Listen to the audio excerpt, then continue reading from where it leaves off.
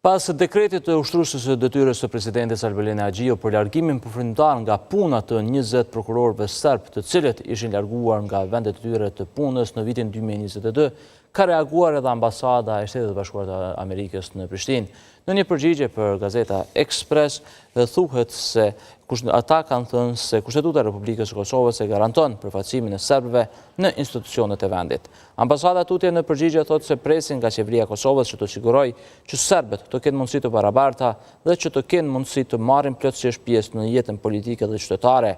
Ambasada amerikane u zotua se do të vazhdojnë të avokojnë për këtë çështje.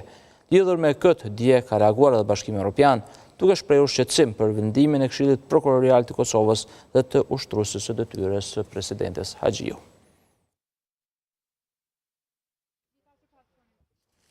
Sot mbushen 16 vjet që kur gjykata ndërkombëtare